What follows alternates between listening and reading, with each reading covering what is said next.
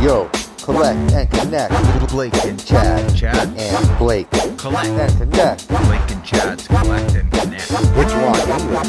Frank, Kozik, Blake and Chad. This is Blake and Chad. This is Collect and connect.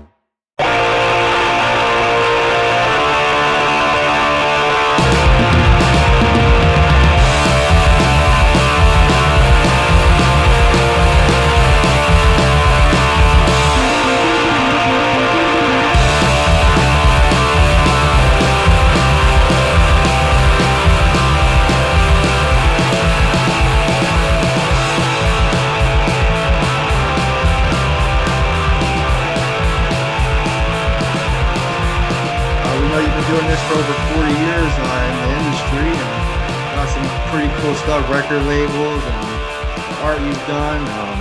Anything that interests you now when you're doing your art, as far as NFTs, that makes you, finish these art pieces all the time? Because we know it's a lot of work getting on these spaces and talking to people and with these busy days. So what makes you go every day like this? Oh, I don't know, man. I've always liked I like doing stuff. So I just got in the habit a long time ago of like doing stuff all the time and putting it out there. And some of it works and some of it doesn't. I mean, I started back probably around 1980, which is 42 years ago. And back then, this was like in the Stone Age, there was a thing called mail art where weird artist punk rock people would make bizarre things and send it back and forth in the mail. And that kind of led to the beginning of fanzines in a way.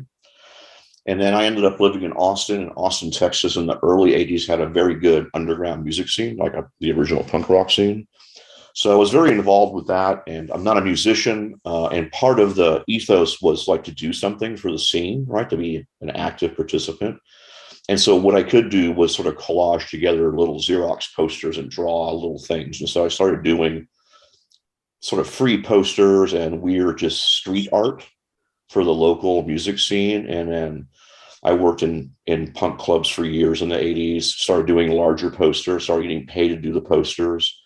Finally, taught myself how to do everything. I'm self-taught production-wise. Kind of went into business for myself as a sort of like a commercial artist, like 1986. Okay. And then actually sort of that turned into a whole thing of doing like large scale concert posters and national tour posters and album covers. And I moved out to San Francisco in 92, started a record label called Man's Ruin. We put out about 220 records.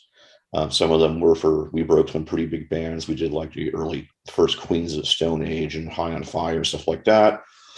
So basically all of my work in the 90s and the 2000s was around the underground alternative music scene.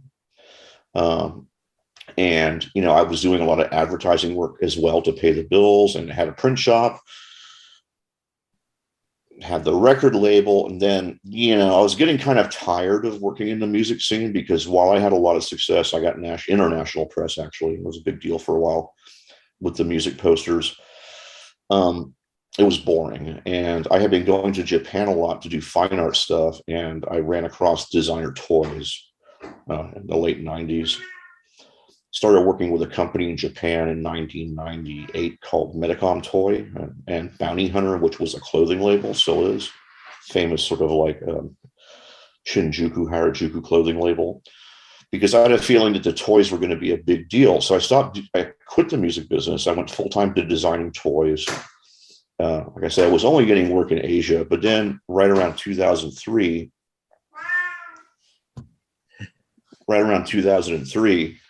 this company called Kid Robot started. They contacted me. I started licensing toy characters to them. It blew up pretty big. So I got full-time into toy design while I was still doing all my other stuff naturally. So I have my own toy company. These days, I've actually been running Kid Robot since 2014. They had an ownership change, and the new ownership asked me to run the company for them. So kind of like my day gig as a contractor is I am like the chief creative officer / CEO of Kid Robot. When you can go look at kidrobot.com and see all the stuff that we do. So, because I had a license to them for over a decade, and then now basically I oversee the whole operation on behalf of ownership. But I'm always interested in new stuff, right? And sort of like I got into the NFT space in particular, kind of in a backwards way. I had friends that were doing really well with crypto, but I didn't really understand it. And I didn't want to sort of like risk like real money, right? So when the NFT thing happened, a good friend of mine, Jeff Soto, who's a great artist who had never really had great financial success with his art, even though he had recognition for many years, he was suddenly selling NFTs for like kind of a lot of money. And it changed his life. And I was like, okay, this is interesting. Now, this I understand. This way I can put some artwork up. If it sells, then I get paid in cryptocurrency, which was my main interest. And then I can like sort of like see what happens with this cryptocurrency I might be able to earn, right? Yeah. So that's why I initially got into NFTs. Now, coincidentally, at the same time, David and his partner, they started VeVe, right? And I had actually known David Yu for years because not only did he come to my booths at the various cons and buy my toys, but when I started running Kid Robot, he owns a chain of stores like in Australasia of collectibles. We actually sell stuff to him, right, to his business. So there was a business relationship going back many years with David Yu. So when he approached me with this, at first I didn't quite understand it, right? At first I thought, okay, this sounds like a phone app thing or whatever, a collectible trading card game. And I've gotten involved in those over the years, right? But they never really led anywhere. Remember the big app explosion about 10, 15 years ago? Everybody was trying to make a phone app to get rich, kind of a thing. Oh, yeah. Yeah, for sure. So I figured it was something like that. Yeah, a few of the works I'm But thinking I was about. like, I had known them and trusted him. He's a very good businessman. So I'm like, okay, I'm on board. And so then when the NFT thing took off, I'm like, okay, I see what they're doing. So I started doing releases with VeVe. So I actually talked to them starting about 3 or 4 years ago. And it's just in the last year that they've launched a business, which even though there's a lot of people out there like complaining about, I don't know what, their own choices in life. They had expected to be a really small business. Maybe they sell like 50,000 things a year, like just for collectors. And they had no idea how it was just going to like mushroom. I know right now we want to talk about VeVe a lot. I know that people are unhappy with this or that. And I have to say right now as a caveat, I license IP to them. I'm not part of their company. It's just like an arrangement like I have with any other company I work with, right? So I don't have a lot of control, or I have no control over their company. I have control over the content, right? I can go, I like this, I like that, don't do this, please do that. But as far as what they're doing as a business, right? I'm one brand of many that they represent. So I'm just like any of the other independent artists or Star Wars or Marvel to them. I license to them. It's a business arrangement. I'm not paid in gems. I'm paid in money because it's a licensing agreement, right, between my company and theirs. So I want to make that clear off the bat. Like, I support them wholeheartedly. Okay. I think they're doing a great job, especially in light of the craziness, like how it's grown so fast. And I have to tell anybody, like, I've been in the collectibles market in one form or another for 40 years now. And there are up and down cycles, and you have to decide why you get involved in collecting. The most successful collectors, I think, is a blend of they love the product they collect and they're savvy enough to make a little money on the side. So, to me, VeVe's like that. Like, I don't get secondaries on VeVe. Like, I get paid a percentage of the initial sale. It's a fair price for what you get, I believe, because it's actually less than a physical toy sometimes, right? Yep. So I just want people to understand that. I think people don't really get the mechanics behind it. The Up and downs in the market are because of collector activity, which no one controls but the collectors themselves. So there's nobody manipulating that market that's not involved in the market. So what I do is people are like, well, do you hold gems? A rule I've always had in my career, going back to the posters, because my posters became very collectible, but I never dealt in the aftermarket of the posters. Like I sell, like, so to me, an NFT is like a poster. Okay. I sell the poster. I have my set price. That's what I get. Now on OpenSea, I do get some secondaries. That's awesome, right? That's a bonus. But people have to understand that, like, I don't speculate in the market in VeVe. Some people think that that means I don't trust them, but I do that so that, like, my hands are clean. So I don't ever want to be accused of manipulating secondary markets, because Sure. I've seen it happen in other areas. It's a conflict of interest. You don't want to really And dabble. I have friends that are traders that actually they stepped over the line and they manipulated and did, you know, like extra additions and all this weird shit, and it fucked up their careers. And so I'm never going to go there. Yeah, So in a digital world, it's a fine line, as like what you're talking about there. So you don't want to, with yourself. So the thing is, I did a tweet last week, and a lot of people I don't think understood it. But the fact is that, like, when I say, like, you know, if you think you want to buy my artwork because it's going to be a Bored Ape Yacht Club thing and you're going to make $1 million of it, maybe you shouldn't, because the chances are that's not going to happen.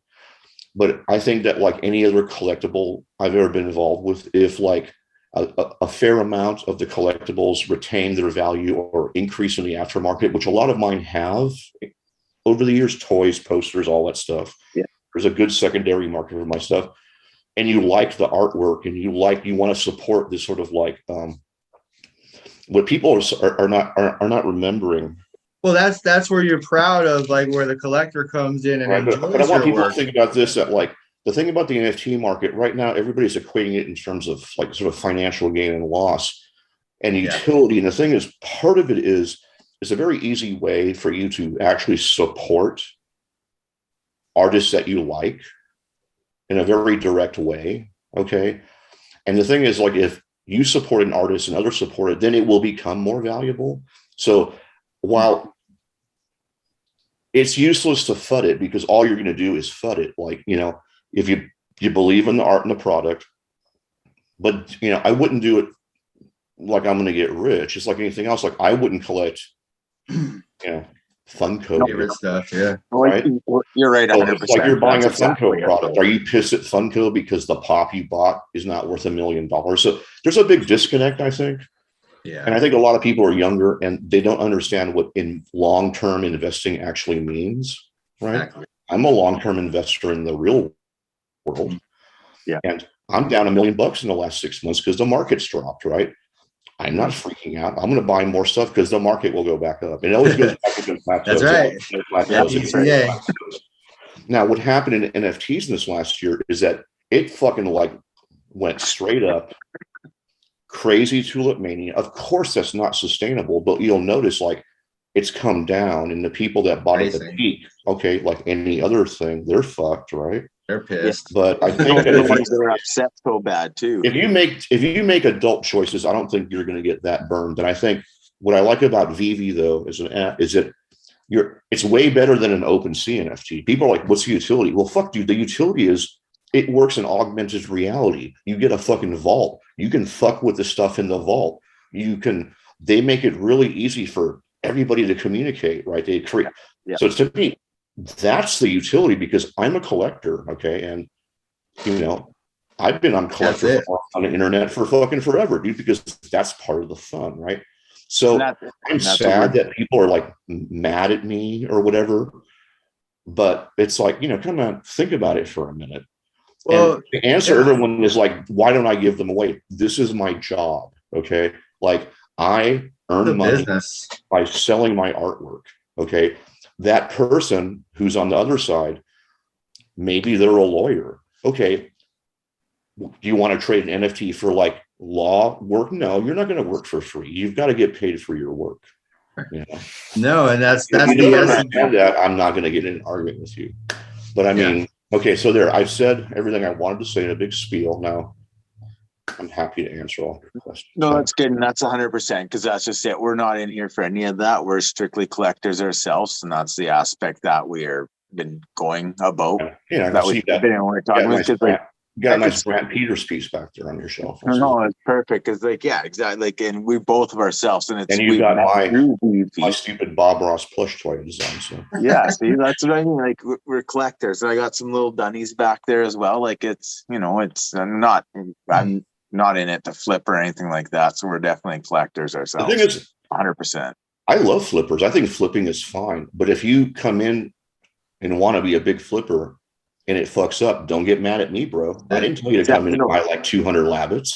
Well, like you, I'm No, stoked. Well, exactly. like Yeah. you said, it becomes a mature factor. And if you're in the long-term investment, I told a couple people that we spoke with now, I stopped collecting because something happened with a situation where I got a lot of comics stolen back in the day. And I'm like, man, and it sort of put a hole in me. I found VeVe and Essence and I started collecting in a way again. And now I got like 70 sets, and I love collecting and I hold those items dearly in ways. And I came in, I'm like, look, I'm collecting again and I'm not stopping.